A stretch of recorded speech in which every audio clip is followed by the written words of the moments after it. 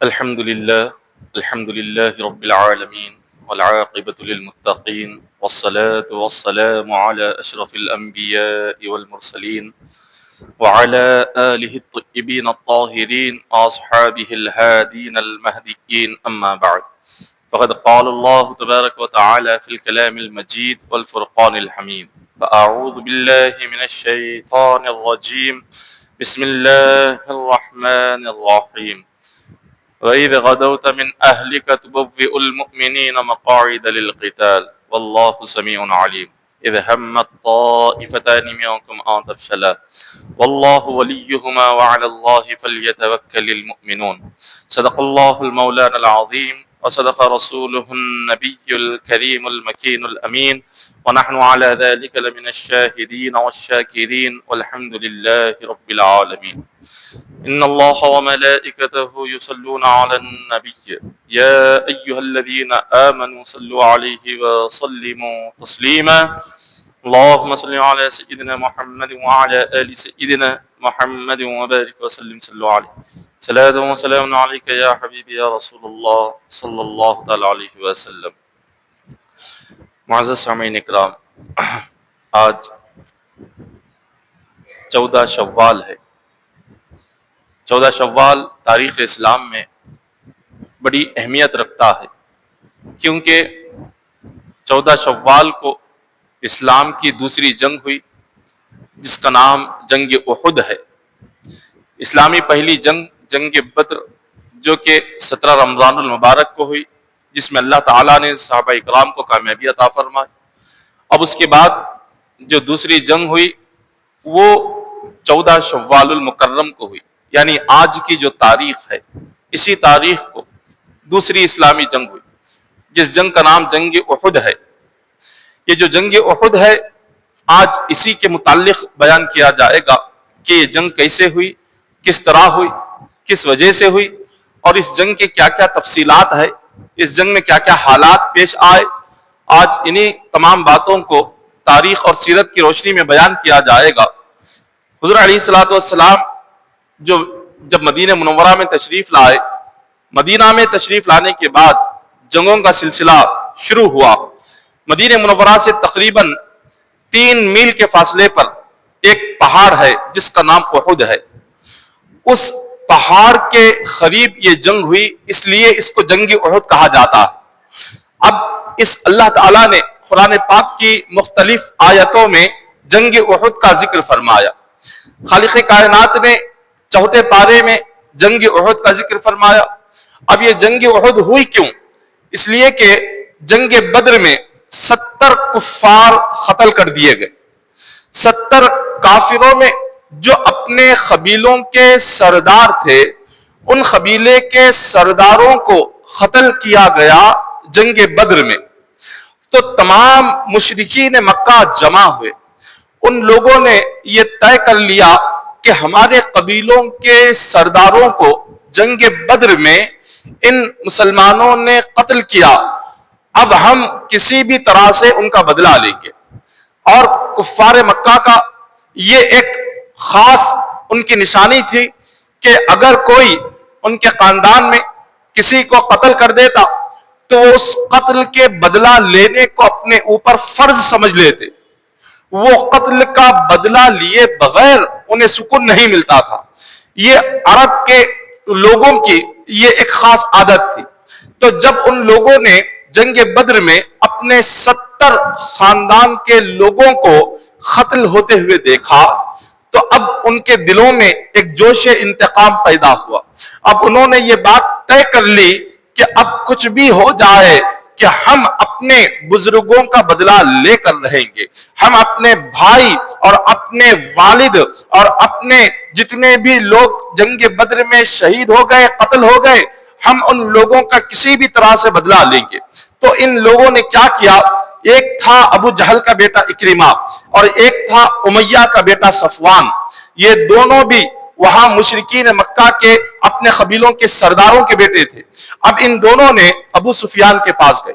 ابو سفیان یہ شخص مکہ کے تمام کفار و مشرکین کا، سارے قبیلوں کا یہ سردار تھا۔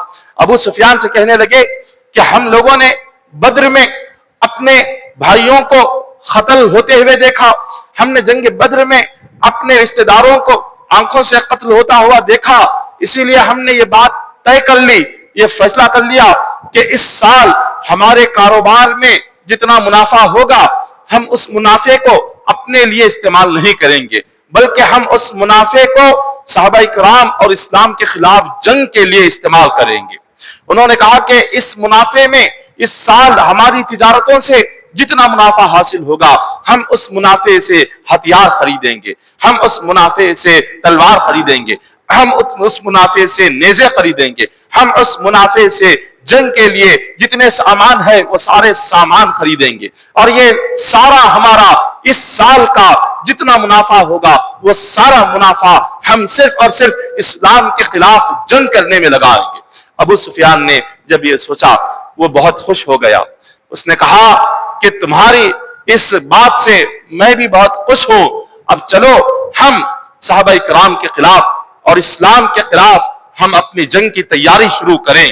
اور انہیں اس بات کی خبر تھی کہ جنگ بدر میں انہوں نے صحابہ کرام کی طاقت اور قوت کو دیکھا تھا، انہیں پتا تھا آندھیوں سے لڑنا آسان ہے، طوفانوں سے لڑنا آسان ہے، سمندر کی لہروں سے لڑنا آسان ہے، مگر آقا علیہ الصلوۃ والسلام کے غلاموں سے جنگ کرنا یہ بڑا مشکل کام ہے، کیونکہ جنگ بدر میں وہ 1000 تھے اور صحابہ کرام 313 تھے۔ اللہ تبارک و تعالیٰ نے 1000 کفار رہنے کے باوجود 313 صحابہ کرام کو جو کامیابی عطا فرمائی، انہوں نے جنگ بدر میں صحابہ کرام کی ساری بہادری کو دیکھا ہوا تھا، صحابہ کرام کی طاقت و قوت کو دیکھا ہوا تھا، اسی لیے انہوں نے طے کر لیا کہ اب ہمیں تمام اپنے قبیلوں میں گھوم گھوم کر ایک ایک لڑکے اور ایک ایک بچے کے دل میں، ایک ایک گھر میں جا کر ان کے دلوں میں مسلمانوں کے خلاف جنگ کرنے کا جوش اور جذبہ پیدا کرنا ہے، ہمیں اسلام کے خلاف ان کے دلوں میں دشمنی پیدا کرنی ہے۔ تو انہوں نے کیا کیا، عرب کے جو مشہور شاعر تھے کہ ایک شاعر جس کا نام عمرو بن جمحی ہے اور دوسرا شاعر جس کا نام مسافع ہے، یہ عرب کے بہت بڑے شاعر تھے، ان شاعروں کو بلایا گیا اور ان کی شاعری عرب کے لوگ بڑے شوق سے سنا کرتے تھے، عرب میں شعر اور شاعری کا بڑا اچھا ماحول تھا۔ تو ان ابو سفیان نے یہ 2 شاعر بلائے اور ان سے کہا تمہاری باتیں، تمہارے شعر لوگوں کے دلوں تک پہنچتے ہیں، لوگوں کے دلوں پر اثر کرتے ہیں، اسی لیے ہم یہ چاہتے ہیں کہ تم عرب کے جتنے قبیلے ہیں سارے قبیلوں میں جاؤ اور ایسے اشعار سناؤ کہ ان کے دلوں میں جنگ کرنے کا جوش پیدا ہو جائے اور ان کے دلوں میں صحابہ کرام اور حضور علیہ الصلوۃ والسلام کے خلاف ایک قسم کی دشمنی پیدا ہو اور ان کے دلوں میں بدلہ لینے کی آگ پیدا ہو۔ ایسے شعر پڑھ پڑھ کر لوگوں کو سناؤ۔ تو یہ جو 2 شاعر تھے عمرو بن جمحی اور مسافع، یہ دونوں سارا عرب گھومتے ہیں، ایک ایک قبیلے میں جاتے ہیں، ایک ایک قریے میں جاتے ہیں، ایسے اشعار پڑھ کر سناتے ہیں کہ جو لوگوں کے دلوں تک اتر جاتے ہیں اور ان کے لوگوں کے دلوں میں بدلہ لینے کی آگ پیدا ہو جاتی ہے، اسلام کے خلاف، صحابہ کرام کے خلاف، حضور علیہ الصلوۃ والسلام کے خلاف جنگ کرنے کا ایسا جوش پیدا ہو گیا کہ بچے اور نوجوان اور بوڑھے، تمام عورتیں اور مرد سارے کے سارے جنگ کے لیے تیار ہو گئے۔ ایسے تیار ہو گئے کہ ابو سفیان کی بیوی جس کا نام ہندا ہے، حضرت امیر حمزہ حضور کے چچا نے ایسے ہندا کے باپ عتبہ کو جنگ بدر میں آپ نے قتل کیا تھا، تو ہندا نے ایک غلام کو بلایا، جبیر بن مطعم کا غلام تھا، ہندا نے اس غلام کو بلا کر کہا کہ میں تمہیں آزاد کر دوں گی، غلامی سے آزاد کر دوں گی، بہت سارا انعام تمہیں عطا کروں گی، لیکن تمہارے لیے میرا ایک ذمہ داری ہے، ادا کرنا ہوگا، میرا ایک کام ہے، اگر اس کام کو کر لو گے تم غلامی سے آزاد اور تمہیں بہت سارا انعام دیا جائے گا۔ اب یہ جو غلام تھا، اس غلام نے وحشی اس کا نام تھا، اس وحشی غلام نے پوچھا اے میری مالکہ بتاؤ مجھے کیا کرنا ہوگا؟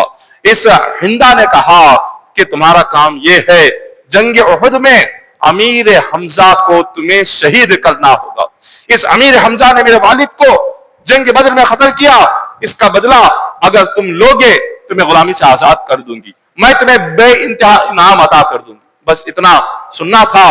یہ جو شخص تھا وحشی غلام، اس غلام نے وعدہ کر دیا، کہا کہ جنگ احد میں حضور علیہ الصلوۃ والسلام کے چچا امیر حمزہ کو میں ہی شہید کروں گا۔ اب خواتین کے دلوں میں بھی ایک جوش پیدا ہو چکا تھا، ایک بدلے کی آگ پیدا ہو چکی تھی۔ ان دونوں شاعروں نے گھوم گھوم کر ایسے اشعار پڑھے ہوئے تھے۔ اب الغرض یہ تمام کے تمام لوگ جمع ہو گئے، کفار مکہ 3000 کا لشکر لے کر اب یہ مکہ مکرمہ سے مدینہ کی طرف انہوں نے اپنا سفر جاری رکھا۔ جب مکہ مکرمہ سے مدینہ کی طرف یہ تمام لوگ نکلے، حضور علیہ الصلوۃ والسلام کو پتہ نہیں، صحابہ کرام کو خبر نہیں کہ کیا ہو رہا ہے۔ جنگ کی تیاری یہاں پر ہو گئی، یہ سارے تیار ہو گئے۔ حضور علیہ الصلوۃ والسلام کو آپ کے چچا حضرت عباس رضی اللہ تعالیٰ عنہ جو مکہ میں رہتے تھے اور جو اسلام قبول کر چکے تھے، مگر کفار مکہ کو پتہ نہیں تھا کہ انہوں نے کلمہ پڑھ لیا، اسلام قبول کر لیا، تو حضور کے چچا حضرت عباس رضی اللہ تعالیٰ عنہ نے حضور کو ایک خط لکھا، اور ایک خط لکھ کر آپ نے یہ ساری خبر پہنچائی کہ یہاں پر کیا ہو رہا، اور مکہ میں یہاں سارے لوگ اسلام کے خلاف ایک ہو کر 3000 کا لشکر مدینہ کی طرف روانہ ہو چکا ہے۔ یہ خبر آپ نے خط میں لکھ کر حضور علیہ الصلوۃ والسلام کو پہنچا دی۔ آقا علیہ الصلوۃ والسلام کو جب یہ خط ملا تو حضور علیہ الصلوۃ والسلام نے اس خط کو پڑھ کر آپ نے اپنے صحابہ اکرام کو بلایا اور کہا کہ کفار مکہ مدینہ کے قریب آ چکے ہیں، اور آپ نے اپنے دونوں صحابہ کو بھیجا، حضرت انس، حضرت مونس، ان دونوں صحابہ اکرام سے کہا کہ جاؤ، جا کر دیکھو وہاں کیا حالات ہے۔ اور یہ دونوں صحابہ اکرام جب مدینہ منورہ سے نکلتے ہیں، جیسے مدینہ کے باہر گئے تو دیکھا کہ ایک 3000 کا لشکر جرار مشکرین مکہ کا آ کر کھڑا ہوا ہے، اور ان کے جو جانور ہیں، ان کے گھوڑے اور ان کے ہاتھی مدینہ کی گھاس کو کھا چکے ہیں۔ یہ خبر دیکھ کر حضرت انس اور حضرت مونس یہ دونوں کے دونوں حضور کی بارگاہ میں آتے ہیں، عرض کرتے ہیں کہ یا رسول اللہ صلی اللہ علیہ وسلم، یہ لوگ بالکل مدینہ کے قریب آ چکے ہیں، اب بس تھوڑا سا فاصلہ ہے، ایک 3 میل کی دوری ہے، ایک احد پہاڑ کے قریب یہ سارے جمع ہو چکے ہیں۔ آقا علیہ الصلوۃ والسلام نے اپنے تمام صحابہ کرام کو مشورے کے لیے جمع کیا۔ صحابہ کرام آتے ہیں اور عرض کرتے ہیں کہ یا رسول اللہ صلی اللہ علیہ وسلم بتائیے کیا معاملہ ہے۔ حضور علیہ الصلوۃ والسلام نے 14 شوال جمعرات کی رات کو صحابہ کرام کو جمع کر کے آپ نے فرمایا کہ 3000 کا لشکر جرار کفار و مشرکین کا مدینہ کے بالکل قریب آ چکا ہے، اب بتاؤ ہمیں کیا کرنا چاہیے، ہمیں ان کا مقابلہ کیسے کریں؟ کیا ہم مدینہ میں رہ کر ان کے آنے کا انتظار کریں اور مدینہ میں ہی رہ کر ہم سے جنگ کریں، یا مدینہ سے باہر نکل کر ہمیں جنگ کرنا چاہیے؟ جب حضور علیہ الصلوۃ والسلام نے مشورہ کیا تو صحابہ کرام میں جو ضعیف اور بزرگ صحابہ کرام تھے، اور وہ تمام صحابہ کرام، اکثر صحابہ کرام نے عرض کیا کہ یا رسول اللہ صلی اللہ علیہ وسلم ہم مدینہ میں رہیں گے، اور جتنے بچے اور خواتین ہیں انہیں قلعے میں محفوظ ایک مقام پر پہنچا دیں گے، اور جب وہ یہاں آئیں گے تو ہم یہیں سے ان کا مقابلہ کریں گے، ہم یہیں سے ان سے جنگ کریں گے۔ حضور علیہ الصلوۃ والسلام نے ان کی بات سن لی۔ صحابہ کرام میں جو نوجوان صحابہ کرام تھے جو جنگ بدر میں نہیں آئے تھے، ان صحابہ کرام نے عرض کیا کہ یا رسول اللہ صلی اللہ علیہ وسلم ہم یہاں ان کے رہنے کا انتظار کیوں کریں، ہم ساری تیاری کے ساتھ مدینہ منورہ کے باہر جائیں گے، اور میدان جنگ میں جہاں وہ لوگ کھڑے ہوئے ہیں میدان جنگ میں جا کر ہم ان سے جنگ کریں گے۔ حضور علیہ الصلوۃ والسلام نے دونوں کی بات سن لی اور سیدھے آپ اٹھ کر اپنے مکان اقدس میں داخل ہوئے، اور مکان اقدس میں داخل ہو کر آقا علیہ الصلوۃ والسلام نے جنگ کا لباس پہنا، جنگ کا لباس پہن کر باہر تشریف لائے۔ صحابہ کرام سارے کے سارے اس بات پر متفق ہو گئے، صحابہ کرام نے یہ فیصلہ کر لیا کہ ہم مدینہ میں رہ کر ہی ان کے آنے کا انتظار کریں گے، اور مدینہ میں رہ کر کے ہم مشرکین مکہ سے مقابلہ کریں گے۔ حضور علیہ الصلوۃ والسلام جنگی لباس پہن کر آ کر فرماتے ہیں کہ اللہ کے نبی ایک مرتبہ جنگی لباس پہن لیتے ہیں تو جنگ کیے بغیر وہ نکال نہیں سکتے۔ اللہ کے نبی کے لیے جنگ کا لباس پہن کر بغیر جنگ کیے نکالنا یہ ان کی شان کے خلاف ہے۔ حضور علیہ الصلوۃ والسلام نے فرمایا کہ اب میں نے جنگ کا لباس پہن لیا ہے، اب ہمیں میدان جنگ میں جانا ہے، تم سب تیار ہو جاؤ، ہم سب مدینہ سے باہر جہاں وہ لوگ احد پہاڑ کے پاس کھڑے ہوئے ہیں ہم وہیں پر جا کر ان سے مقابلہ کریں گے، وہیں پر جا کر ہم ان سے جنگ کریں گے۔ حضور علیہ الصلوۃ والسلام کی اس اعلان کے بعد تمام صحابہ کرام تیار ہو جاتے ہیں۔ اب جنگ کے لیے جب روانہ ہوتے ہیں شہر سے، حضور علیہ الصلوۃ والسلام نے نکلتے ہی دیکھا کہ ایک فوج چلی آ رہی ہے، हुजूर अलैहिस्सलाम ने पूछा ये कौन लोग हैं? तो सहाबा इकराम ने किया या रसूलुल्लाह सल्लल्लाहु अलैहि वसल्लम ये यहूदी हैं और इसके साथ मुनाफिकीन का एक सरदार था जिसका नाम अब्दुल्ला बिन उबय है। ये मुनाफिकीन का सरदार ये 3 यहूदियों को लेकर हुजूर अलैहिस्सलाम के पास आया और कहने लगा कि ये हमारी मदद करने के लिए आए हुए हैं। हुजूर अलैहिस्सलाम ने उन लोगों से ये कह दिया कि हम एक मुशरिक का मुकाबला करने के लिए दूसरे मुशरिक की मदद नहीं लेंगे। हम मुशरिकों से मुकाबला कर रहे हैं, हम इस्लाम के दुश्मनों से मुकाबला कर रहे हैं। एक दुश्मन से मुकाबला करने के लिए हम दूसरे दुश्मन की मदद नहीं ले सकते। आपने यहूदियों से कहा कि तुम भी खुदा के दुश्मन हो, इस्लाम के दुश्मन हो और अल्लाह के नबी के दुश्मन हो, और ये कुफार मक्का भी ये भी इस्लाम के दुश्मन है, अल्लाह के रसूल के दुश्मन है। हम इनसे जंग के लिए तुमसे मदद नहीं ले सकते, लिहाजा तुम वापिस चले जाओ। यहूदी वापिस चले गए। अब्दुल्ला बिन उबय जो मुनाफिक था, जो जुबान से तो कलिमा पढ़ता था मगर उसके दिल में इस्लाम के लिए बग़्ज़ था, हुज़ूर अलैहिस्सलाम के लिए नफरत थी, अल्लाह रसूल के लिए उसके दिल में बेइंतहा नफरत को पालता था। उसने जब देखा कि आका अलैहिस्सलाम के साथ 1000 लोग जंगे उहद के करीब जा रहे हैं, पहाड़ के करीब जा रहे हैं, तो वो जो मुनाफिक था उसने अपने साथियों को बुलाया और उसने कहा मैंने हुजूर को मशवरा दिया था कि मदीना में रहकर जंग करेंगे, हुजूर ने मेरे मशवरे को कबूल नहीं किया, मेरी बात को नहीं माना, इसलिए मैं उनके साथ जंग के लिए नहीं आऊंगा। अब उसके साथ जो 300 साथी थे उसने अपने 300 साथियों को लेकर वो वापस चला गया। अब 1000 लश्कर जो हुजूर लेकर मैदान उहद के लिए निकले थे, इस अब्दुल्ला बिन उबय मुनाफिक ने उसने अपने 300 साथियों को लेकर कहा कि चलो हम वापस चले जाएंगे, इसलिए कि हुजूर मेरी बात नहीं माने और हुजूर अलैहिस्सलाम मदीना में रहकर मेरा मशवरा आपने कबूल नहीं किया कि यहाँ पर रहकर जंग करेंगे, इसलिए हम हुजूर के साथ नहीं जाएंगे, वापस आ जाओ।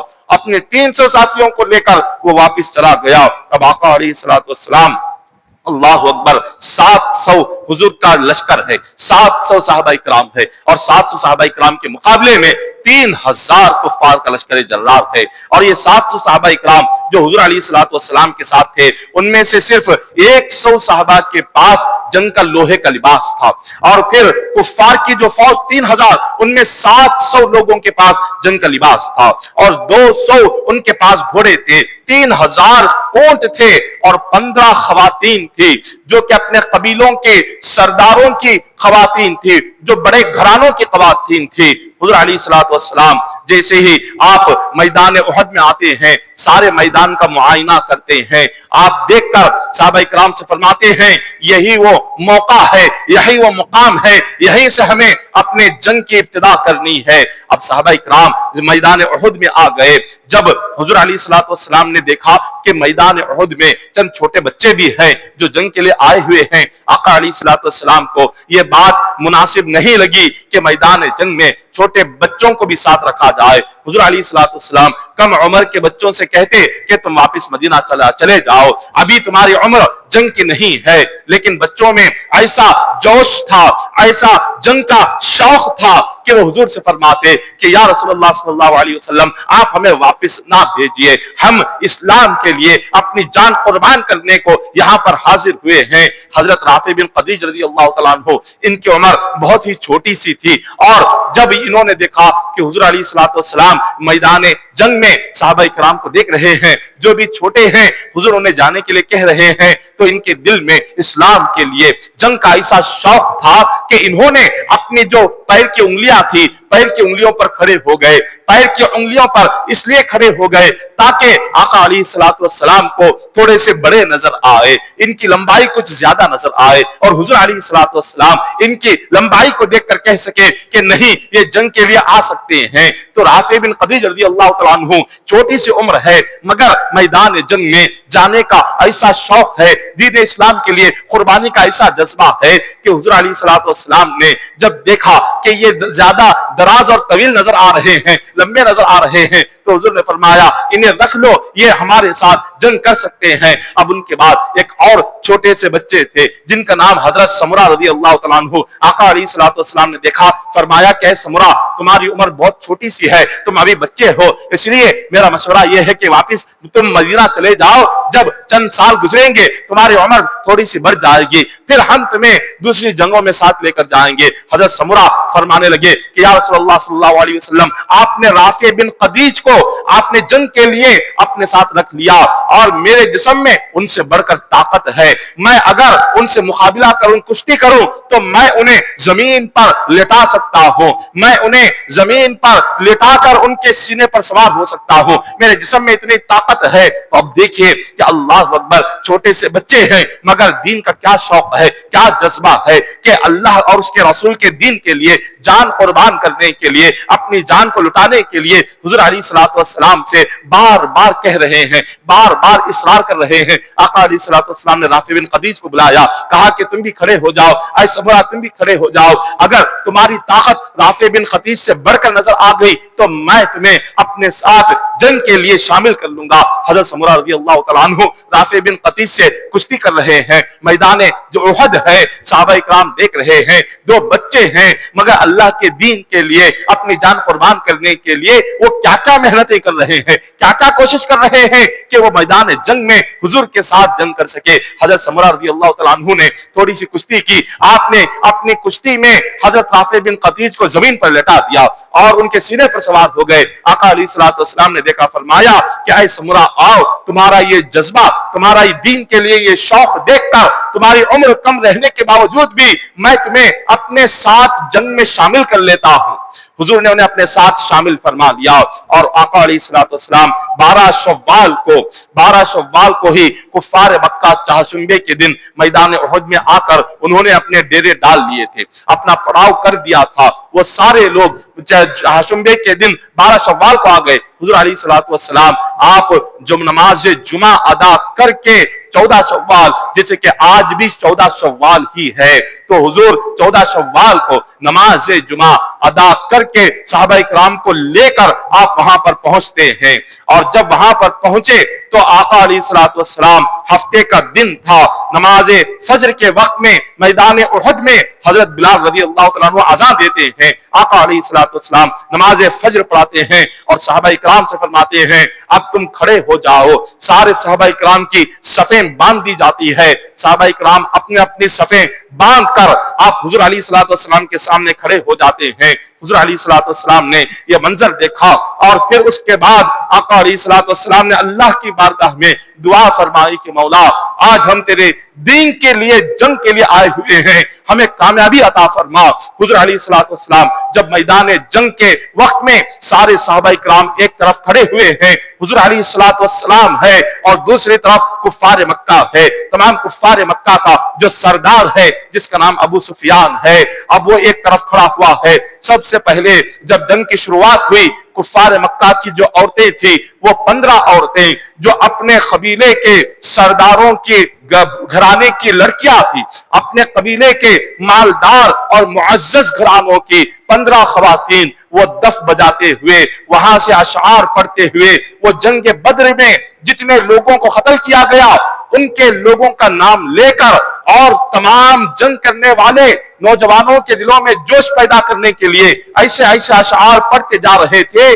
کہ ان کے اشعار یہ تھے، نحن بنات التاریخ نمشی علی النمارق ان تقبلوا نعانق او تدبروا نفارق۔ وہ یہ اشعار پڑھ رہے تھے کہ ہم آسمان کے ستاروں کی بیٹیاں ہیں، ہم خالینوں پر چلنے والی ہیں، اور یہاں میدان جنگ میں ہم خالی پیر ان پتھروں پر اس لیے چل رہی ہیں کہ اگر تم ان کا قتل کر دو گے، اسلام کے لیے جتنے لوگ آئے ہیں اگر ان سے جنگ کر کے اگر ہمارے جنگ بدر میں قتل ہوئے بزرگوں کا بدلہ لوگے تو ہم تمہیں گلے لگائیں گے، اگر تم میدان جنگ چھوڑ کر واپس آ جاؤ گے ہم تم سے جدا ہو جائیں گے۔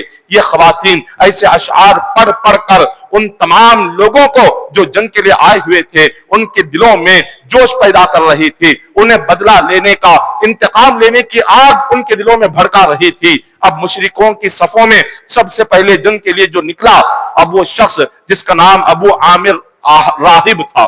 ابو عامر یہ وہ شخص تھا کہ مدینہ منورہ میں لوگ اسے راہب کے نام سے بلاتے تھے۔ راہب کہتے ہیں بہت بڑا عبادت گزار، بہت بڑا نیک، بہت بڑا متقی پرہیزگار کو عربی میں راہب کہتے ہیں۔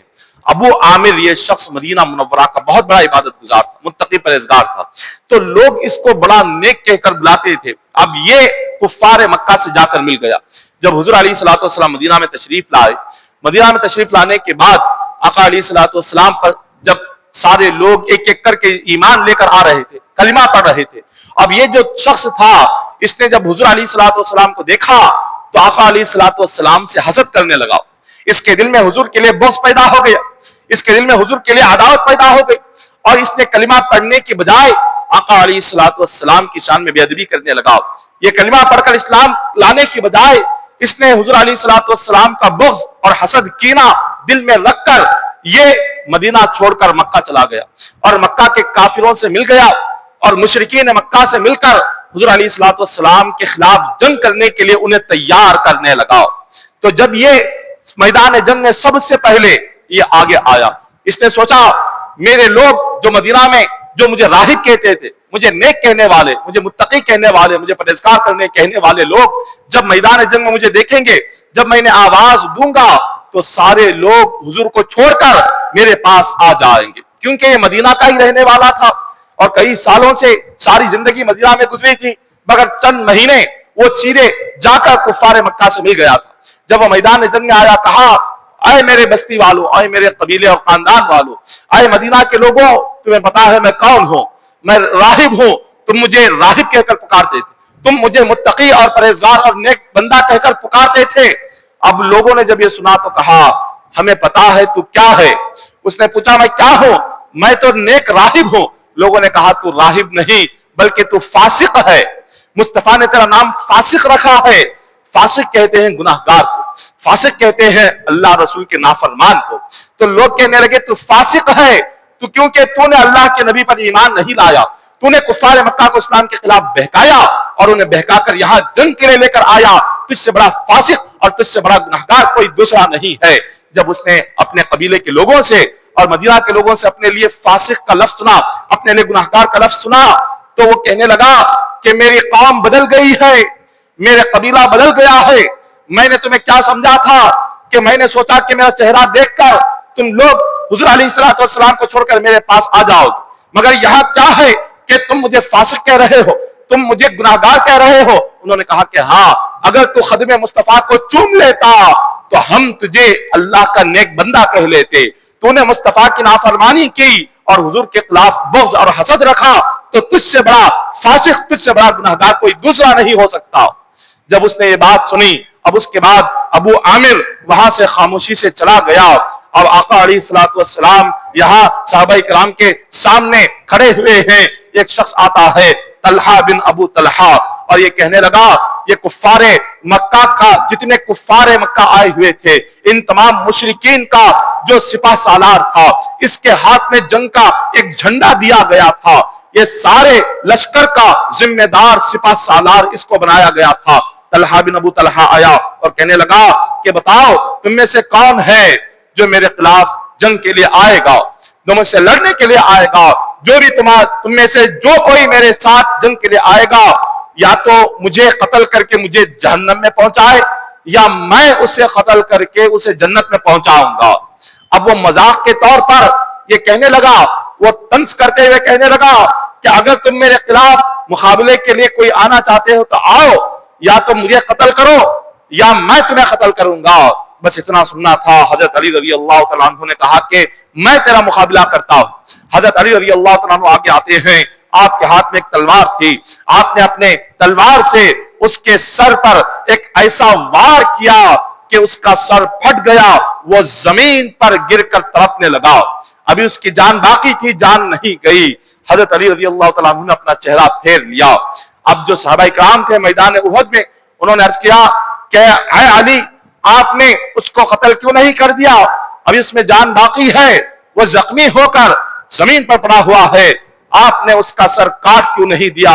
حضرت علی فرماتے ہیں جیسے ہی میں نے تلوار سے اس کے سر پر وار کیا، وہ جب زمین پر گرا اس کا سطر کھل گیا اور اس کے جسم سے اور اس کی شرمگاہ سے کپڑا ہٹ گیا، اور وہ مجھ سے معافی مانگتے ہوئے کہہ رہا تھا کہ علی مجھے چھوڑ دو۔ حضرت علی فرماتے ہیں جب اس کے پیجامہ ہٹا، اس کے شرمگاہ نظر آئی تو مجھے شرم آ گئی اور میں نے اپنا چہرہ پھیر لیا اور وہاں سے واپس آ گیا۔ یہاں حضرت علی رضی اللہ تعالیٰ عنہ کی شرم و حیا دیکھیے، میدان جنگ ہے اور دشمن آپ کو قتل کرنے کے لیے آیا ہوا ہے، دشمن آپ کا سر کاٹنے کے لیے آیا ہوا ہے، مگر شرم و حیا دیکھیے، شرم و حیا کا کیا عالم ہے کہ ایک دشمن کا بھی سطر جب کھل جاتا ہے، ایک دشمن کی شرمگاہ بھی نظر آ جاتی ہے۔ حضرت علی رضی اللہ تعالیٰ عنہ آپ نے اپنی آنکھیں پھیر لی، اپنا چہرہ پھیر لیا، آپ کے دل کو یہ بات گوارا نہیں ہوئی ایسی حالت میں اس کو قتل کر دیا جائے۔ یہ ہے حضرت علی کی شرم و حیا۔ حضرت علی رضی اللہ تعالیٰ عنہ کے بعد طلحہ یہ شخص وہاں پر زخمی ہو کر میدان میں پڑا رہا، پھر اس کے بعد عثمان بن ابو طلحہ آیا جو اس کا بھائی تھا، یہ آیا اور آ کر اس نے جنگ کے لیے بلایا کہ کون ہے جو ان صحابہ اکرام میں مجھ سے مقابلہ کے لیے آئے۔ حضور کے چچا حضرت حمزہ رضی اللہ تعالیٰ عنہ آپ آتے ہیں اور آپ آ کر اپنی تلوار کو نکالا اور اس کے کاندھے پر حضرت امیر حمزہ نے ایک ایسی زور سے آپ نے وار کیا کہ اس کی ریڑھ کی ہڈی کو کاٹتے ہوئے تلوار کمر تک پہنچ گئی۔ آپ کا وار اتنا سخت تھا اور اس کے چہرے سے منہ سے ایک نعرہ نکلا، اب میری آخری سانس ہے۔ ایک وار امیر حمزہ کا اس کے اوپر پڑنا ہی تھا کہ وہیں پر زمین پر گرا اور وہ قتل ہو گیا۔ حضور علیہ السلام کے پاس ایک تلوار تھی، آقا علیہ السلام نے فرمایا کہ کون ہے میری تلوار کو مجھ سے لے لے اور اس کا حق ادا کر دے۔ صحابہ اکرام نے جب یہ سنا، ہر ایک کی یہ خواہش تھی کہ حضور کے ہاتھ میں جو تلوار ہے وہ تلوار انہیں مل جائے اور اس سے وہ جنگ کرے، مگر آقا علیہ السلام نے اپنے ایک صحابی کو بلایا جس کا نام حضرت ابو دجانہ رضی اللہ تعالیٰ عنہ ہے۔ یہ صحابی رسول آئے اور آ کر عرض کرنے لگے کہ یا رسول اللہ صلی اللہ علیہ وسلم، آپ یہ تلوار مجھے عطا فرمائیں، آپ مجھے عطا فرمائیں، میں آپ کی اس تلوار سے جنگ کرنے کی خواہش رکھتا ہوں۔ حضور علیہ السلام نے تلوار انہیں دے دی اور فرمایا اے ابو دجانہ، یہ تلوار تو لے رہے ہو، یاد رکھو اس تلوار کا حق تمہیں ادا کرنا ہوگا، اگر ادا کر سکتے ہو تو تلوار اٹھاؤ۔ انہوں نے عرض کیا کہ حضور اس تلوار کا حق کیا ہے؟ آقا علیہ السلام نے فرمایا اس تلوار کا حق یہ ہے مشرکین مکہ سے اس وقت تک لڑتے رہو جب تک یہ تلوار ٹوٹ نہ جائے، تلوار کے ٹوٹنے تک جنگ کرتے رہنا یہ اس تلوار کا حق ہے، اگر تم اس کا حق ادا کر سکتے ہو تو اس تلوار کو ہاتھ میں لو۔ حضرت ابو دجانہ فرماتے ہیں کہ آقا جب تک اللہ نے میرے جسم میں سانسیں باقی رکھی ہے اس وقت تک اس تلوار سے میں لڑتا رہوں گا۔ آپ نے یہ کہا اور اس تلوار کو پکڑ لیا، مشرکین مکہ کی صفوں کو چیرتے ہوئے جب آپ داخل ہوئے، ابو عامر یہ جو شخص تھا، اس شخص نے کفار مکہ نے دیکھا ابو دجانہ رضی اللہ تعالیٰ عنہ اپنے سر پر ایک لال رنگ کا رومال باندھ کر میدان جنگ میں جاتے ہیں اور جنگ احد میں آپ مشرکین مکہ کی صفوں کو چیرتے ہوئے تلوار چلاتے ہوئے جس مقام پر آپ آگے بڑھتے ہیں کوئی آپ کے قریب آنے کو تیار نہیں تھا، کیونکہ مصطفیٰ کی تلوار ہاتھ میں ہے۔ حضرت ابو دجانہ جہاں جاتے ہیں وہاں کفار مکہ کو، مشرکین مکہ کو کاٹتے ہوئے، ان کا سر قلم کرتے ہوئے آگے بڑھتے ہوئے آپ جا رہے ہیں۔ اچانک آپ کی تلوار کے آگے ایک خاتون آ گئی جس کا نام ہندا ہے، ابو سفیان کی یہ بیوی تھی اور سخت ترین دشمن تھی حضور علیہ السلام کی، سخت ترین دشمن تھی صحابہ اکرام کی، سخت ترین دشمن تھی اسلام کی۔ جب تلوار مصطفیٰ کے آگے آ گئی، حضرت ابو دجانہ رضی اللہ تعالیٰ عنہ نے سوچا کہ یہ تو سخت ترین دشمن ہے، اس پر یہ تلوار چلا کر اس کو قتل کر دوں۔ آپ کے دل میں ارادہ ہوا، اچانک یہ بات بھی ذہن میں آ گئی، یہ جو تلوار میرے ہاتھ میں ہے یہ کوئی عام تلوار نہیں ہے، یہ حضور کی تلوار ہے۔ اب مصطفیٰ کی تلوار پکڑ کر میں کسی خاتون پر یہ تلوار چلاؤں تو یہ بالکل اس تلوار کی بے ادبی ہوگی کہ حضور کی تلوار کسی خاتون پر چلے، بھلے ہی وہ دشمن ہی کیوں نہ ہو، وہ خاتون دشمن ہی کیوں نہ ہو، وہ بھلے ہی اسلام کے سخت ترین مخالف کیوں نہ ہو، مگر اس تلوار سے کسی خاتون کا خون بہانا یہ بالکل مناسب نہیں ہے، یہ حضور کی تلوار ہے، اسی لیے آپ نے ایسی سخت ترین خاتون پر تلوار نہیں چلائی، آپ نے اس تلوار کو ہٹا دیا۔ حضرت ابو دجانہ رضی اللہ تعالیٰ عنہ، حضرت علی رضی اللہ تعالیٰ عنہ، آپ کفار مکہ سے جہاد کرتے ہوئے، جنگ کرتے ہوئے میدان احد میں آگے بڑھتے ہوئے جا رہے تھے، اتنے میں ایک شخص آیا جس کا نام سباق بن غبشانی ہے۔ سباق بن غبشانی یہ بڑا سخت ترین دشمن تھا اسلام کا۔ حضرت امیر حمزہ رضی اللہ تعالیٰ عنہ نے اسے کہا کہ اے دشمن خدا تھوڑی دیر ٹھہر جا، میں تجھ پر اپنی تلوار چلاتا ہوں۔ اس نے آپ پر حملہ کیا، حضرت امیر حمزہ نے اپنی تلوار سے اس حملے کو روکا اور آپ نے اس بدبخت پر سباق بن غبشانی پر ایسا حملہ کیا، ایک حملے میں وہ 2 ٹکڑے ہو کر زمین پر گر گیا، ایک ہی حملے میں۔ حضرت امیر حمزہ رضی اللہ تعالیٰ عنہ حضور کے چچا ہے، میدان احد میں کفار مکہ سے جنگ کرتے کرتے آگے بڑھتے ہوئے جا رہے تھے کہ ایک شخص، ایک غلام جس کا نام وحشی تھا، اور اس کی مالکہ نے اس کو لالچ دے رکھا تھا اگر تو امیر حمزہ کا قتل کرے گا تو میں تجھے آزاد کر دوں گی، بے پناہ تجھے انعام عطا کروں گی۔ وحشی نے کیا کیا، یہ چھپ کر بیٹھا ہوا تھا ایک پہاڑ کی چٹان کے پاس۔ اس نے دیکھا دور سے کہ حضرت امیر حمزہ آ رہے ہیں۔ اس بدبخت نے حضرت امیر حمزہ کو دیکھ کر ایک نیزہ آپ کی ناف پر مارا، ایک نیزہ اس نے چلایا، وہ نیزہ حضرت امیر حمزہ کی ناف سے ہوتے ہوئے آپ کی پیٹھ کو چیر کر باہر نکل گیا۔ یہ حضور کے چچا تھے۔ جب وہ نیزہ آپ کی پیٹھ سے باہر نکلا، حضرت امیر حمزہ رضی اللہ تعالیٰ عنہ ایسی حالت میں بھی آپ جنگ کے لیے آگے بڑھ رہے ہیں مگر آپ کا جسم ساتھ نہیں دیتا، آپ زمین پر گر جاتے ہیں اور وہ بدبخت آتا ہے، آ کر آپ کے اوپر سوار ہو جاتا ہے اور آپ کو شہید کر دیتا ہے۔ آقا علیہ الصلوۃ والسلام کے یہ حضور کے چچا تھے جو حضور سے بے پناہ محبت کرتے تھے، اور آقا علیہ الصلوۃ والسلام بھی ان سے بے پناہ محبت کرتے تھے۔ آقا علیہ الصلوۃ والسلام کے چچا کو اس بدبخت نے شہید کر دیا۔ حضور علیہ الصلوۃ والسلام کو بڑا صدمہ ہوا، حضور کو بڑی تکلیف ہوئی۔ آقا علیہ الصلوۃ والسلام نے یہ منظر دیکھا اور ابھی جنگ کا یہ مسئلہ ختم نہیں ہوا تھا، ابھی میدان جنگ جاری تھی۔ حضور علیہ الصلوۃ والسلام کے پاس ایک صحابی آتے ہیں جن کا نام حضرت حنظلہ ہے۔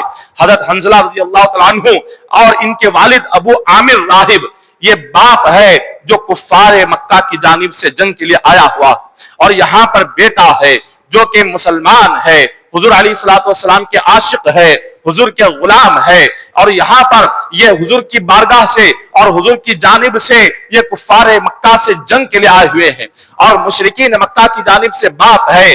حضرت حنظلہ آ کر فرماتے ہیں کہ آقا آپ مجھے اجازت دیجئے کہ میرا جو والد ہے وہ کافر ہے اور آپ کے خلاف تلوار چلانے کے لیے آیا ہوا ہے، آپ بس مجھے اجازت عطا فرمائے، میں اس پر ایسی تلوار چلاؤں گا، میں اس پر ایسا حملہ کروں گا کہ میرے ایک ہی حملے میں میرا باپ زمین پر گرے گا اور وہیں پر وہ قتل ہو جائے گا۔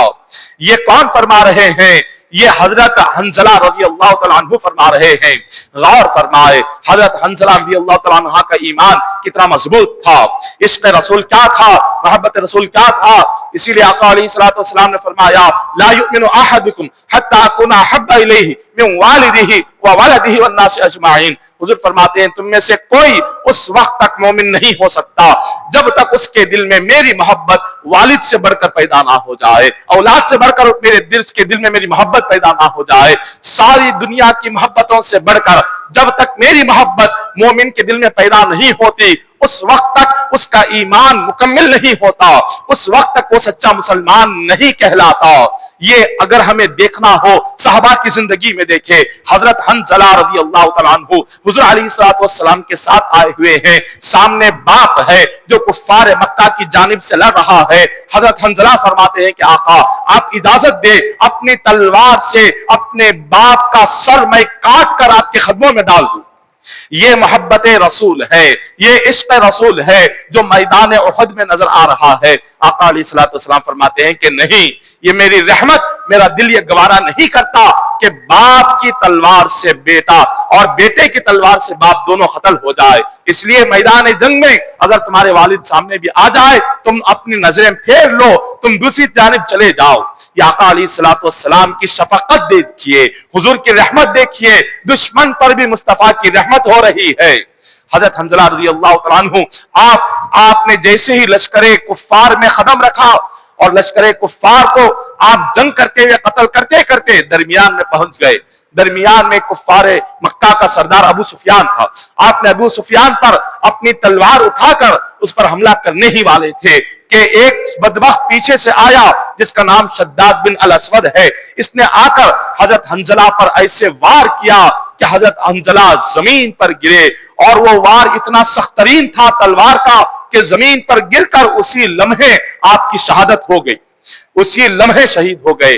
حضرت حنظلہ رضی اللہ تعالیٰ عنہ کی میدان احد کے بعد جب جنگ مکمل ہوئی, صحابہ کرام کی لاشوں کو نکالا گیا, ایک ایک صحابی کی لاش ملتی چلی گئی.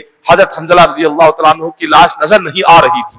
صحابہ کرام نے کافی تلاش کیا, دیکھا کہ سب کے جسم نظر آ رہے ہیں, سب کی لاشیں ہیں, مگر حضرت حنظلہ رضی اللہ تعالیٰ عنہ کی لاش نظر نہیں آ رہی ہے. تو تھوڑی دیر کے بعد دیکھا کہ حضرت حنظلہ رضی اللہ تعالیٰ عنہ میدان احد کے کنارے پر آپ کا جسم رکھا ہوا ہے. صحابہ کرام نے جب اٹھایا تو دیکھا ان کے بالوں سے پانی کے قطرے نیچے گر رہے تھے. حضور علیہ الصلوۃ والسلام سے صحابہ فرماتے ہیں کہ آقا یہ کیا معاملہ ہے کہ ہم میدان احد میں ہیں, سخت گرمی ہے, ان کے جسم پر کسی نے پانی نہیں ڈالا مگر بالوں سے پانی کے قطرات نیچے گر رہے ہیں.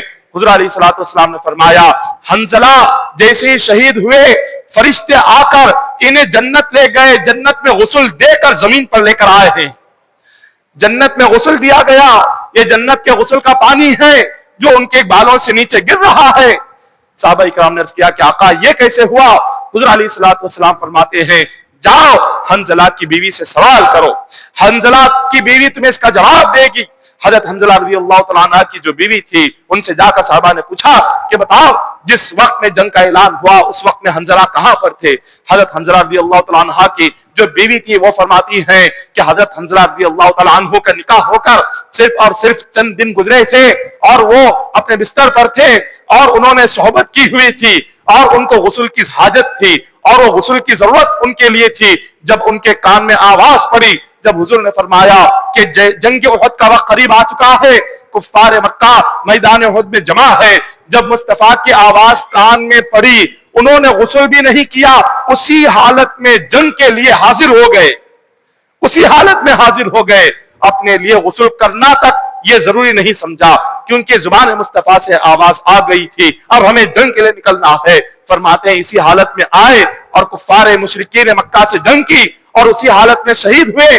رب نے فرمایا کہ یہ میرا مصطفیٰ کا غلام ہے کہ جیسے ہی آواز سنی ایک آواز پر اس نے سب کچھ لوٹا دیا, اپنا گھر چھوڑ دیا, اپنی دلہن کو چھوڑ دیا, اپنے بستر کو چھوڑ دیا, اپنی لذت کو چھوڑ دیا, اپنی زندگی کا لطف قربان کیا.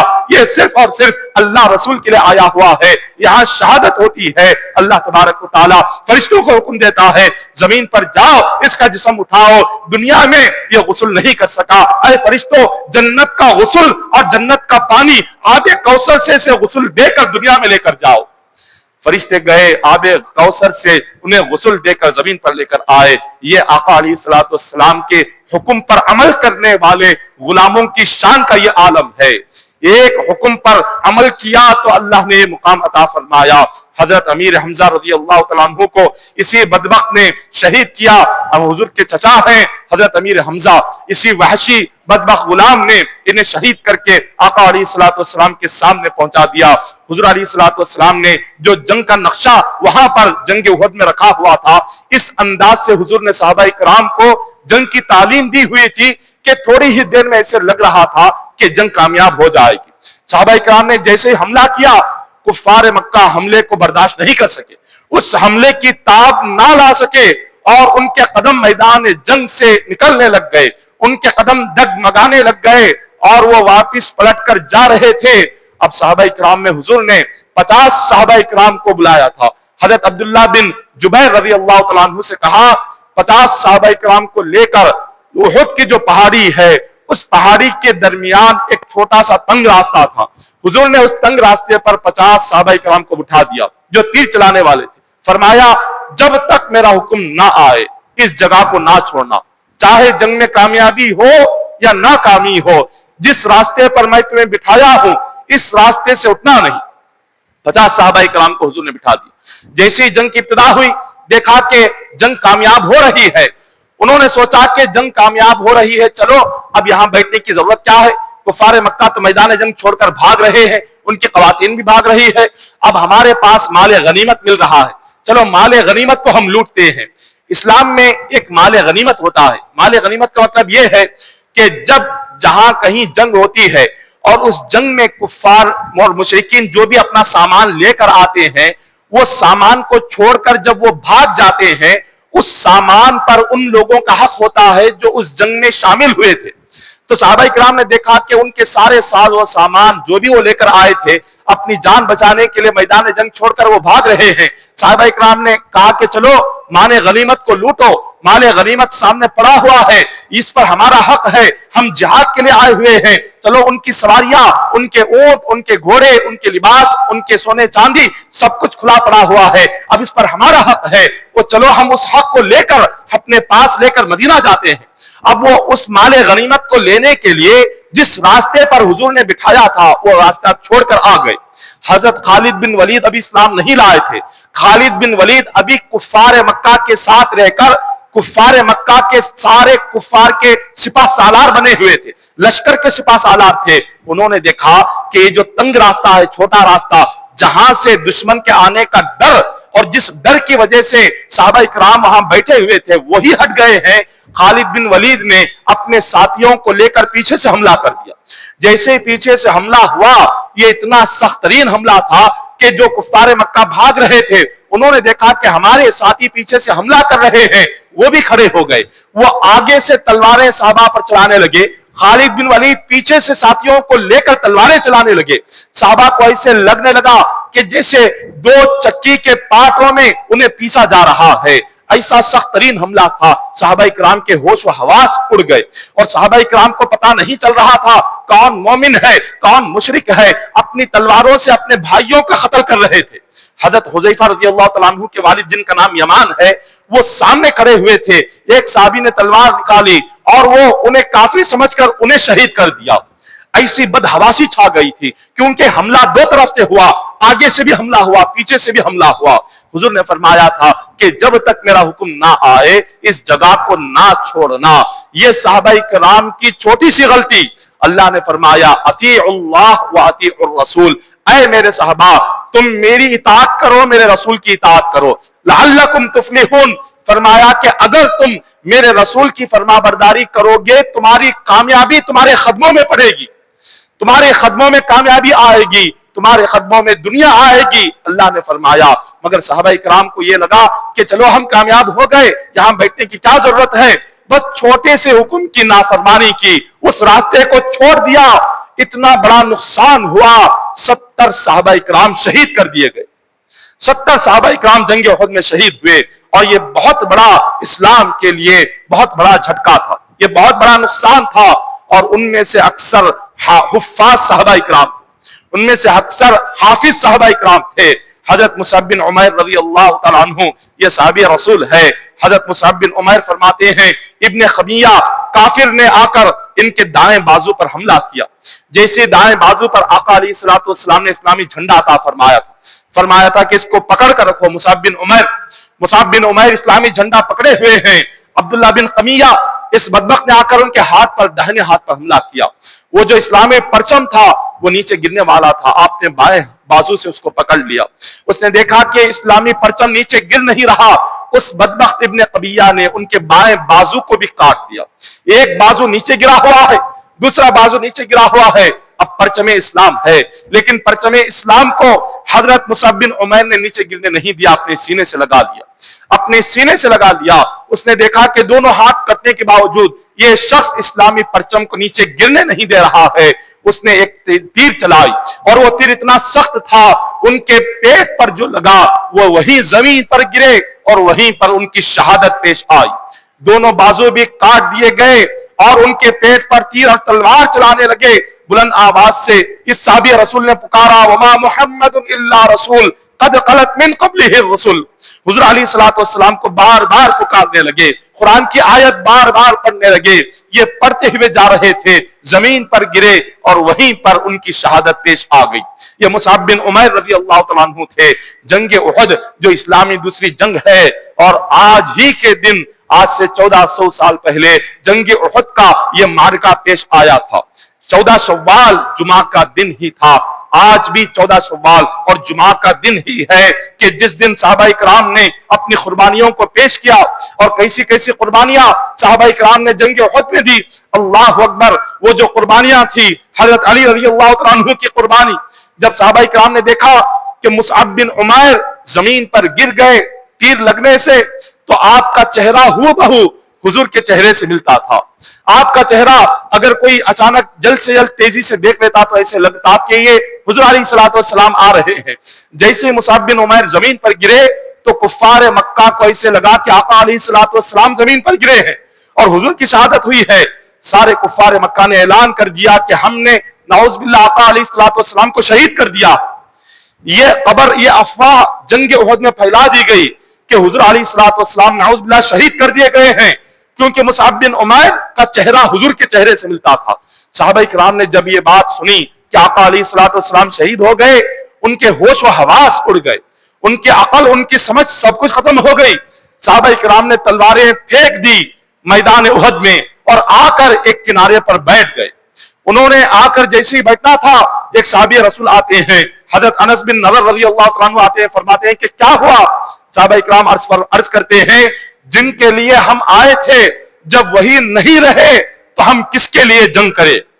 ہم جن کے لیے آئے تھے، جس مصطفیٰ کی غلامی میں آئے تھے، ہم نے سنا کہ کفار مکہ نے انہیں شہید کر دیا، جب وہی نہیں رہے تو ہم کس کے لیے تلوار اٹھائے، ہم کس کے لیے جنگ کریں؟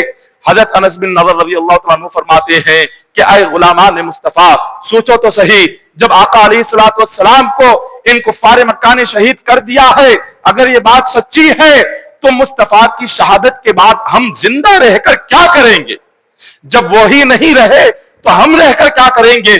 چلو اگر وہ شہید ہو گئے، ہم بھی شہید ہو کر حضور کے قدموں میں پہنچ جائیں گے، چلو تلواریں اٹھاؤ۔ بس اتنا سننا تھا، صحابہ کرام کی ہمتیں جو ٹوٹ گئی تھی دوبارہ سے تلوار اٹھاتے ہیں اور پھر سے میدان جہاد میں آتے ہیں، اور اسی طرح میدان جنگ میں ابھی لڑائی جاری تھی، جنگ جاری تھی۔ ایک صحابی رسول حضرت کعب بن مالک رضی اللہ تعالیٰ عنہ، ان کی نظر حضور پر پڑ جاتی ہے۔ 12 صحابہ کرام حضور کے اطراف میں کھڑے ہوئے ہیں۔ جب کفار مکہ نے یہ خبر پھیلا دی تو اسی وقت میں 12 صحابہ کرام حضور کے ارد گرد آ گئے اور عرض کیا کہ آقا، اب یہ لوگ آپ پر حملہ کرنے والے ہیں، ہم آپ کے قریب کھڑے ہو جاتے ہیں۔ حضرت مالک رضی اللہ تعالیٰ عنہ نے جیسے یہ منظر دیکھا، حضور کا چہرہ نظر آیا، اعلان کر دیا کہ آ جاؤ، سارے جمع ہو جاؤ۔ ہم سوچ رہے تھے کہ یہ حضور کو شہید کر دیے، شہید نہیں ہوئے، مصطفیٰ تو میرے سامنے کھڑے ہوئے ہیں۔ جب یہ سننا تھا، صحابہ کرام تیزی کے ساتھ جوق در جوق آنے لگ گئے، صحابہ کرام ایک ایک جماعت کی شکل میں آنے لگ گئے، اور کفار مکہ نے جب دیکھا کہ حضور علیہ الصلوۃ والسلام باحیات ہے، اب انہوں نے کہا کہ چلو اب ہم سب ایک ہی مرتبہ ایک ہی وقت میں حضور پر حملہ کریں گے۔ حضور علیہ الصلوۃ والسلام نے جب یہ آواز سنی، آپ نے اعلان کیا، کون ہے جو مجھ پر اپنی جان قربان کرنے کو تیار ہو؟ کون ہے جو آج میرے لیے اپنا سر کٹانے کو تیار ہے؟ حضرت زیاد بن سکن رضی اللہ تعالیٰ عنہ صحابی رسول ہے، آتے ہیں، عرض کرتے ہیں کہ آقا، آج اللہ نے یہ ایک موقع عطا کیا کہ آپ پر جان قربان کر کے میں جنت کو حاصل کر لوں۔ وہ آ جاتے ہیں، اپنے 6 ساتھیوں کو لے کر آتے ہیں۔ کفار مکہ یکے بعد دیگر ایسے حملے کرنے لگے، زیاد بن سکن کے ایک ایک ساتھی زمین پر گرتے گئے، شہید ہوتے گئے۔ اب آخری تنہا زیاد بن سکن رہ گئے۔ حضرت زیاد بن سکن فرماتے ہیں، مجھ پر تلواروں سے ایسے حملے کیے گئے، میں نے جو تلوار حضور کے سینے پر چلنے کے لیے آتی، حضرت زیاد اپنا سینہ آگے کر دیتے۔ اگر کوئی حضور کے مبارک ہاتھ پر تلوار چلاتا، آپ اپنے ہاتھ کو آگے کر دیتے۔ اگر کوئی آقا علیہ الصلوۃ والسلام کے چہرے مبارک پر حملہ کرنا چاہتا، آپ اپنا چہرہ آگے کر دیتے تھے، مگر حضور علیہ الصلوۃ والسلام کے جسم مبارک پر ایک زخم آنے نہیں دیا۔ اللہ اکبر۔ حضرت زیاد بن سکن رضی اللہ تعالیٰ عنہ اسی زخموں سے چور ہو کر آقا علیہ الصلوۃ والسلام سے تھوڑی سی دوری پر آپ گر گئے۔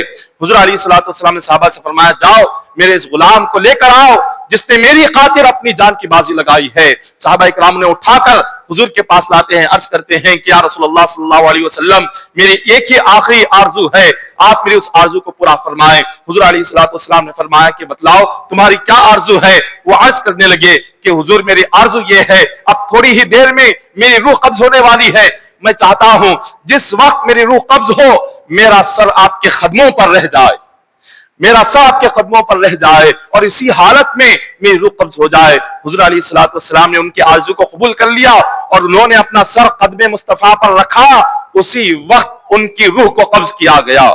یہ صحابہ اکرام کی قربانیاں ہے جو جنگ احد میں صحابہ اکرام نے دی ہے، مگر ایک چھوٹی سی نافرمانی حضور علیہ السلام کی اتنا بڑا نقصان ہو گیا۔ آقا علیہ السلام کی ایک پھوپھی تھی جن کا نام حضرت صفیہ رضی اللہ تعالیٰ عنہ، حضرت صفیہ رضی اللہ تعالیٰ عنہ میدان احد میں آتی ہے اور وہ کہتی ہے کہ کہاں ہے میرا بھائی؟ حضرت امیر حمزہ رضی اللہ تعالیٰ عنہ کو شہید کیا گیا تھا۔ حضور علیہ السلام نے اپنی پھوپھی سے فرمایا کہ حضرت امیر حمزہ کی ایسی حالت کی گئی ہے کہ آپ انہیں دیکھ نہیں سکتے، آپ لہٰذا چلے جائیں، واپس چلے جائیں، آپ انہیں نہ دیکھیں۔ حضرت صفیہ رضی اللہ تعالیٰ عنہ کا ایمان دیکھیں کتنا مضبوط تھا۔ ایک خاتون ہے، وہ فرماتی ہیں میرے بھائی نے اللہ کے لیے جتنی بھی قربانی دی ہو، اللہ کی راہ میں وہ کوئی بڑی قربانی نہیں ہے۔ میں نے سنا میرے بھائی کے ساتھ کیا کیا سلوک کیا گیا، لیکن اتنا زیادہ انہیں جو تکلیف دے کر تڑپا کر جو قتل کیا گیا، شہید کیا گیا، یہ اتنی ساری قربانیاں ان کی ہے، مگر اللہ کی راہ میں، رسول کی راہ میں جتنی قربانیاں دی جائے کم ہے۔ کوئی اللہ کی راہ میں قربانی بڑی نہیں ہوتی، ہم جو کریں وہ کم ہے۔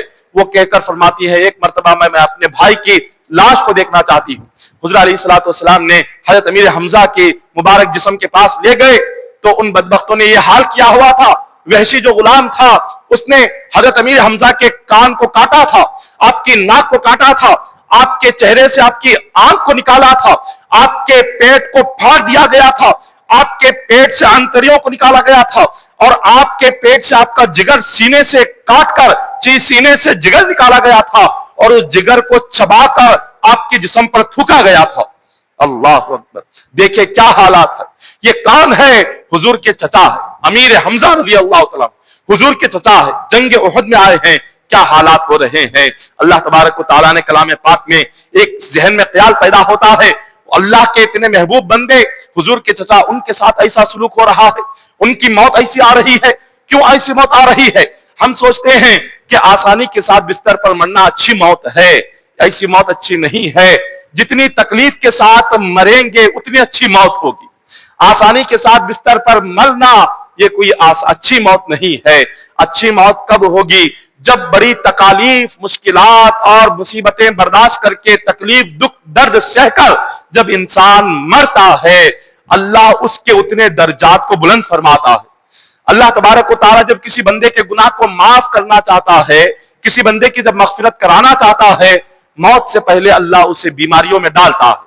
جب کوئی بندہ کئی سالوں تک بیمار رہ کر، کئی سالوں تک مشکلات میں رہ کر، کئی سالوں تک وہ تڑپ کر اس کے بعد جب مرتا ہے، یہ موت اچھی ہے۔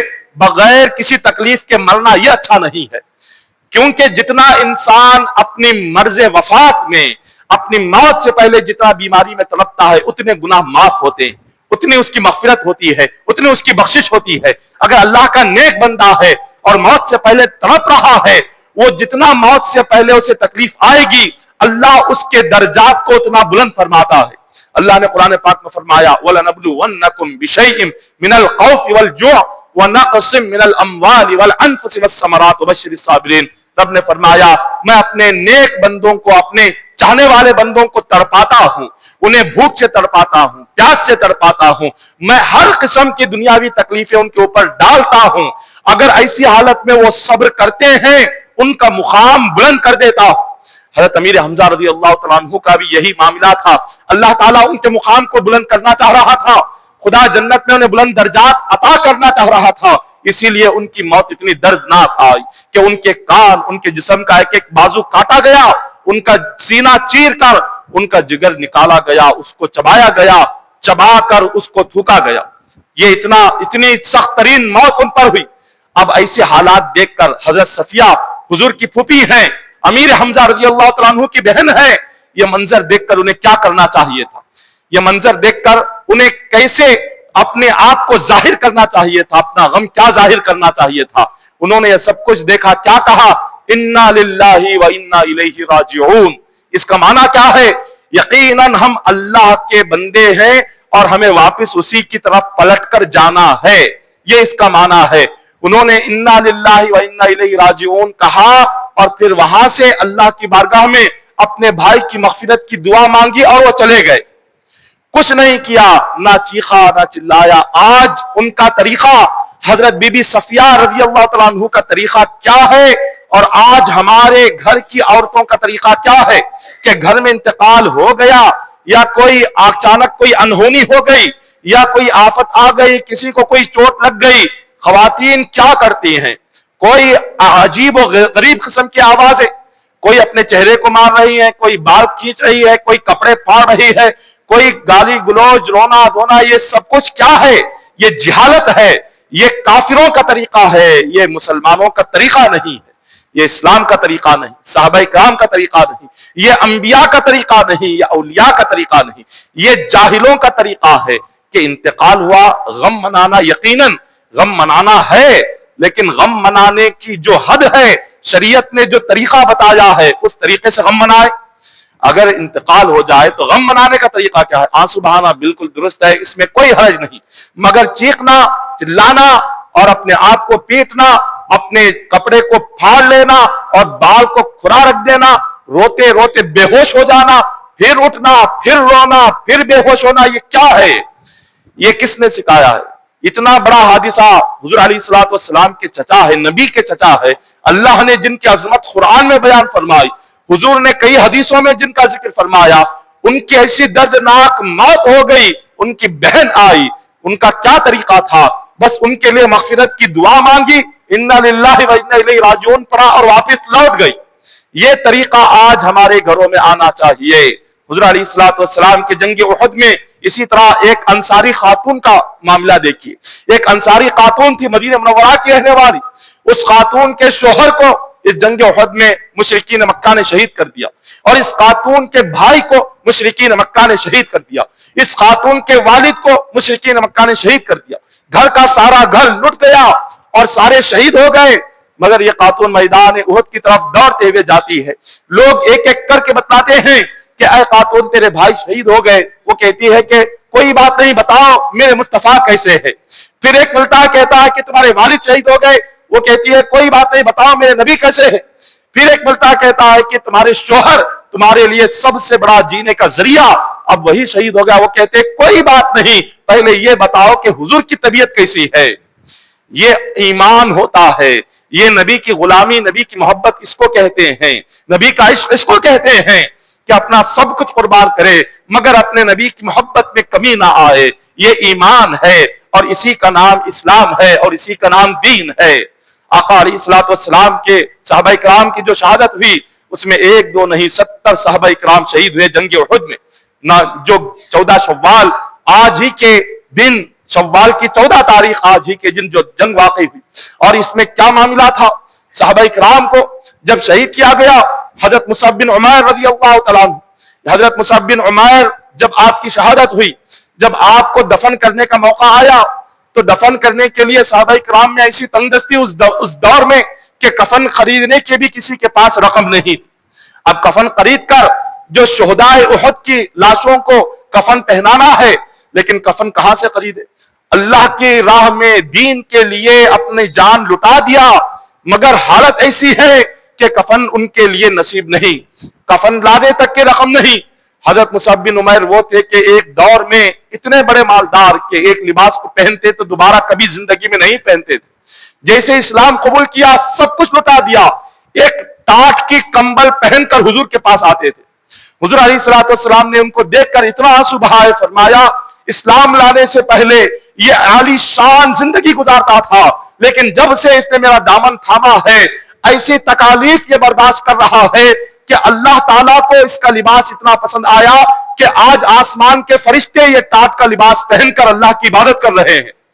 ایسے صحابی رسول کہ ٹاٹ کا لباس، ٹاٹ کی کمبل ہوتی تھی، اور جب ان کے انتقال کے بعد، شہادت کے بعد جب انہیں قبر میں اتارا گیا، وہ جو کمبل بھی تھی اتنی چھوٹی تھی کہ اگر ان کا سر ڈھانپ دیتے تو پیر کھلے رہ جاتے، اگر پیروں کو ڈھانپ دیا جاتا تو سر کھلا رہ جاتا. صحابہ کرام نے پوچھا کہ حضور جو کمبل بھی ان کی ہے اتنی چھوٹی ہے کہ سارا جسم نہیں چھپ رہا. حضور نے فرمایا ایسا کرو، ان کے سر کو ڈھانپ دو، جو ان کے پیر کھلے ہیں ان پیروں کی جگہ پر ایک ہریالی گھاس نکال کر ان کے پیروں پر ڈال دو. اس طرح انہیں دفن کیا گیا۔ یہ صحابہ اکرام کی زندگیاں ہے۔ ایسی محتاجی کہ ایک ایک خبر میں دو دو صحابہ اکرام کو دفن کیا گیا۔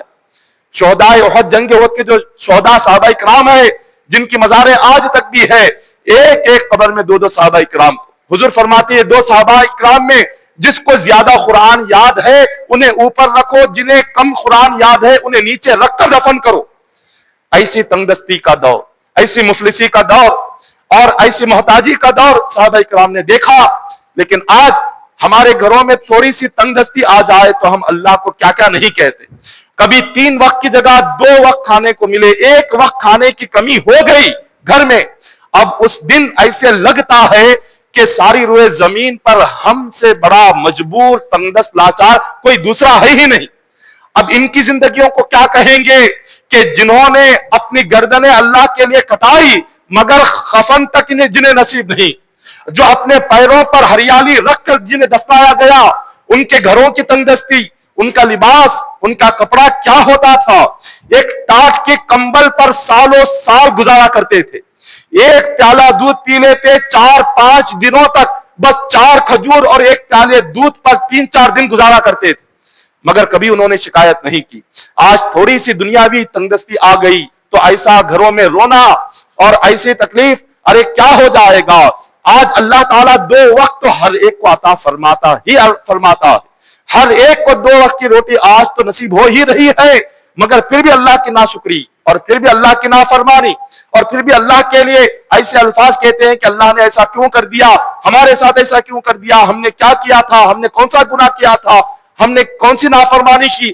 ارے سر سے لے کر پیر تک گناہ ہی گناہ ہے، ساری زندگی گناہوں میں گزرتی ہے، اور پھر بھی ہم کہتے ہیں کہ ہم نے کون سا گناہ کیا تھا، کون سا اچھا کام کیا۔ کبھی یہ سوچا ہے آج تک اللہ کے لیے کیا کیا، دین کے لیے کیا کیا، رسول کے لیے کیا کیا، اسلام کے لیے کیا کیا، قرآن کے لیے کیا کیا، نماز کے لیے کیا کیا؟ آج تک زندگی میں ہم نے کچھ کیا نہیں، اور کبھی تھوڑی سی تکلیف آ گئی تو اس کو برداشت کرنے کے لیے ایسے لگتا ہے کہ جیسے موت آ گئی ہے۔ اللہ اکبر، یہ کیا آج ہمارے گھروں میں یہ ماحول ہے؟ دینداری نہیں ہے، جہالت ہے، جہالت گھروں میں بڑی ہوئی ہے، مردوں میں بھی جہالت، عورتوں میں جہالت، بچوں میں جہالت، نوجوانوں میں جہالت۔ آج سارا کا سارا گھر جب جہالت سے بھرا ہوا ہو تو وہاں پر دینداری کہاں سے آئے گی؟ وہاں پر نمازوں کی پابندی کہاں سے آئے گی؟ یہ باتیں کہاں سے آپ سنیں گے؟ کہاں سے یہ باتیں سننے کو نصیب ہوگی؟ اللہ اکبر۔ آقا علیہ السلام جنگ احد میں جو صحابہ شہید ہوئے، حضور ان کی زیارت کے لیے ان کے مزارات پر جایا کرتے تھے، حضور ان کی مزارات پر جاتے تھے، اور جب موقع ملتا حضرت ابوبکر صدیق رضی اللہ تعالیٰ عنہ بھی جاتے، حضرت عمر فاروق رضی اللہ تعالیٰ عنہ بھی جاتے، ان کی قبروں کی زیارت کرتے، اور حضور نے ارشاد فرمایا، اے میرے صحابہ یاد رکھو ان صحابہ اکرام کی مزار پر جو جنگ احد میں شہید ہوئے، حضور خود فرماتے ہیں، حدیث پاک ہے مدارج النبوہ میں، حدیث پاک ہے جلد نمبر 2 صفحہ نمبر 122 پر، حضور فرماتے ہیں کہ قیامت تک جو بھی ان کی قبر پر آ کر سلام کرے گا، یہ تمام لوگ اس سلام کا جواب انہیں عطا فرمائیں گے۔ سلام کا جواب قیامت تک ان کی قبروں سے تمہیں نصیب ہوگا، کیونکہ اللہ کی راہ میں یہ جان قربان کیے، یہ کبھی مردہ نہیں ہوتے۔ اللہ نے قرآن پاک میں فرمایا، حضرت عائشہ صدیقہ رضی اللہ تعالیٰ عنہا فرماتی ہیں کہ میں حضور علیہ السلام کے چچا کے مزار اقدس کے سامنے سے گزری اور میں نے سلام کیا، السلام علیکہ یا عم رسول اللہ، کہ آپ کو سلام ہو اے حضور کے چچا، یہ سلام کرنا تھا۔ حضرت عائشہ صدیقہ رضی اللہ تعالیٰ عنہا فرماتی ہیں میں نے حضور کے چچا کی خبر سے آواز سنی، انہوں نے جواب دیا وعلیکم السلام ورحمۃ اللہ وبرکاتہ، یہ انہوں نے جواب عطا فرمایا۔ 46 سال ہو چکے تھے شہید ہو کر صحابہ اکرام کو، 40 پر 6 سال کے بعد ضرورت پیش آئی حضرت فاروق اعظم کے زمانے میں ایک جگہ سے دوسری جگہ صحابہ اکرام کے جسموں کو منتقل کرنے کی۔ حضرت عمر فاروق رضی اللہ تعالیٰ نے حکم دیا کہ ان کی قبروں کو یہاں سے دوسری جگہ منتقل کرو، تو جب ان کی قبریں کھودی گئی تو صحابہ اکرام مدینہ کے لوگوں نے دیکھا کہ 46 سال 40 پر 6 سال پہلے جو ان کے جسموں سے خون جاری تھا، 46 سال کے بعد بھی جسم سے ویسا ہی خون جاری تھا، اور جہاں جہاں زخم لگے تھے صحابہ اکرام ان زخموں کے اوپر ہاتھ لگائے ہوئے تھے کہ خون نہ نکلے، ہاتھ لگا کر رکھے تھے، جیسے ہی زخم پر سے ہاتھ ہٹاتے تو خون جاری ہوتا۔ کسی مردہ انسان کے جسم سے خون نہیں نکلتا، جب جسم سے جان چلی جاتی ہے خون کی روانگی ختم ہو جاتی ہے، خون رک جاتا ہے، خون سوکھ جاتا ہے، خون نہیں آتا. خون کا جاری ہونا یہ زندہ ہونے کی نشانی ہے. اور صحابہ کرام اپنے زخموں پر ہاتھ رکھے ہوئے ہیں. زخموں پر ہاتھ رکھنا یہ کون کرتا ہے؟ یہ زندہ انسان ہی کرتا ہے.